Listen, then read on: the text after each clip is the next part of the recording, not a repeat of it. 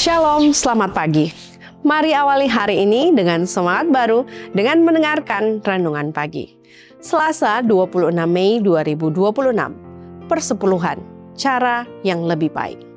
Maleakhi 3 ayat 10.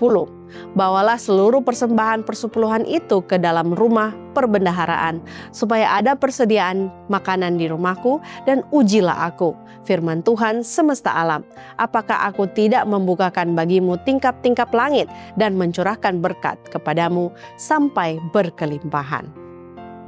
Menariknya, pembahasan awal mengenai kebajikan sistematis tidak banyak menekankan berkat-berkat dari memberi dengan setia. Yang lebih ditekankan adalah fakta bahwa kebajikan sistematis tidak memberatkan dan bukanlah suatu pengorbanan yang berat.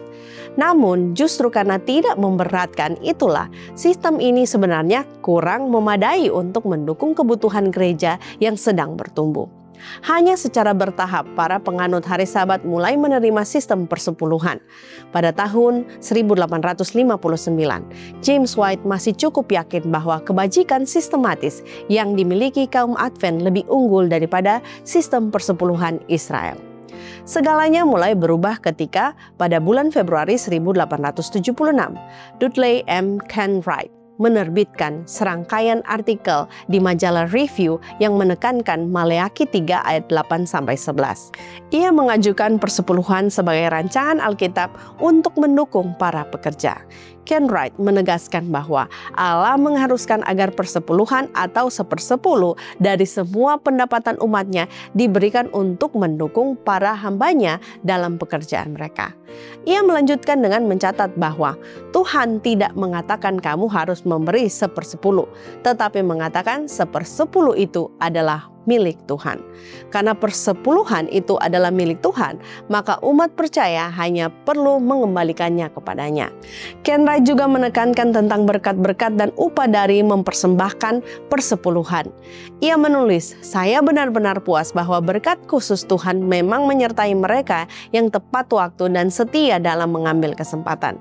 Selain berkat pribadi, sistem persepuluhan terbukti lebih berhasil dalam mendukung gereja, sementara kebajikan sistematis mulai menunjukkan keterbatasannya. Pada sesi General Conference tahun 1876, Kenwright memperkirakan bahwa jika semua anggota mengembalikan persepuluhan dengan setia, maka perbendaharaan General Conference akan menerima $150.000 Amerika Serikat setiap tahun, bukan hanya $40.000 Amerika Serikat seperti yang ada saat itu.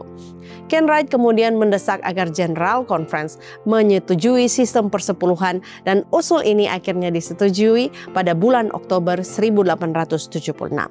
Sejak saat itu, persepuluhan sebagai saran Alkitab semakin menjadi cara utama umat Advent dalam mendukung para pekerja. Dan tentu saja, pada masa itu Advent telah memiliki struktur organisasi yang dapat berfungsi sebagai rumah perbendaharaan dalam Maleakhi 3.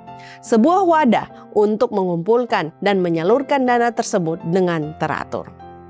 Tuhan, kami bersyukur atas bimbingan-Mu dan kebaikan-Mu terhadap kami. Ajari kami untuk setia dalam mengembalikan milik-Mu kepadamu.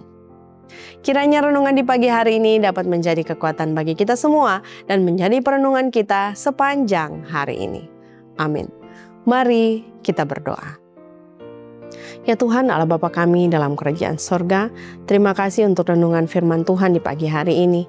Kiranya berkat Tuhan boleh menjadi bagian kami dan biarlah perlindungan Tuhan juga boleh menjadi bagian kami. Inilah doa kami, ampuni salah dosa kami yang begitu banyak. Dalam nama Yesus Kristus kami telah berdoa. Amin. Demikianlah renungan pagi hari ini. Silakan share video ini dan subscribe YouTube channel Cornelius Media dan follow kami di Instagram dan Facebook @Cornelius Media. Tuhan memberkati kita semua dan sampai jumpa esok hari.